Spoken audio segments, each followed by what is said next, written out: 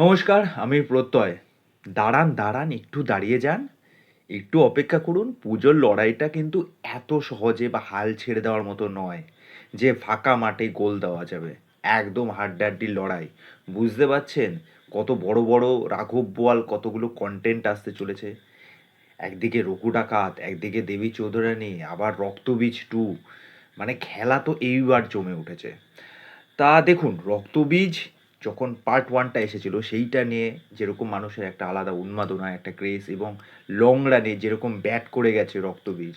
আমরা জানি যে উইন্ডোজের কাজ মানেই তাদের কন্টেন্ট, তাদের যে চিন্তাভাবনা সেটা অডিয়েন্সকে একটা দারুণ কিছু দেবে এবং ধারাটা কিন্তু তারা ডে বাই ডে অব্যাহত রাখার চেষ্টা করেছে প্রত্যেকটা সিনেমায়।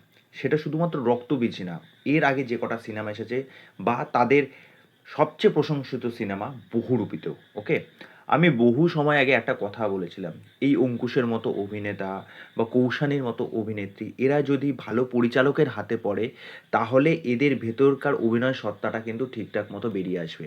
এখানের মেন ইউএসপি আপনি দেখবেন, এরপর সবাই কিন্তু অঙ্কুশ হাজরাকে নিয়ে কথা বলবেন।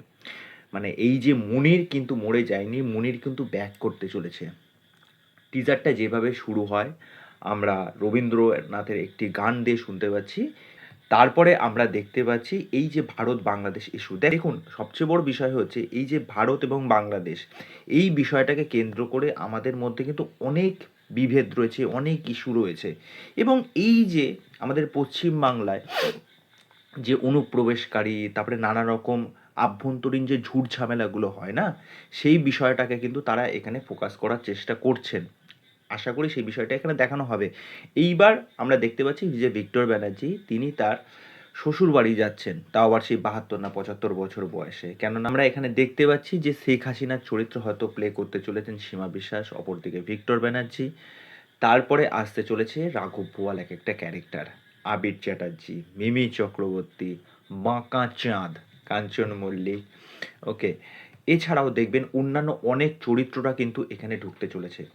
এই টিজারটা যেরকমভাবে কাট করা হয়েছে, টিজারের লেন্থটা একদম ক্রিপস রাখা হয়েছে, দেখতেও খুব ল্যাভিশ লাগছে, খুব পলিশড একটা টিজার।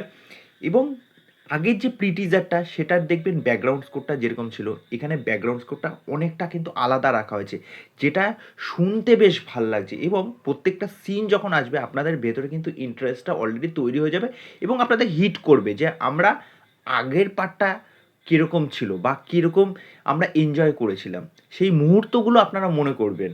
ওকে, এবং আমরা এখানে দেখতে পাচ্ছি এই যে যে মুনির, সে কিন্তু মরেনি, সে কিন্তু ব্যাক করতে চলেছে এবং তার মধ্যে একটা স্পেশাল অ্যাবিলিটি আছে যে সে হচ্ছে একজন শার্প শুটার।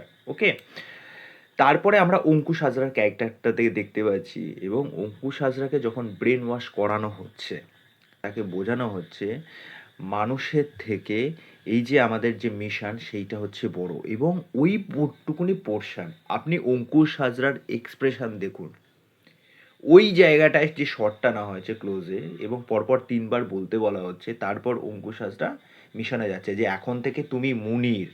ওকে, তা মুনির এবার কি করবে তা সেটাই দেখার অপেক্ষা।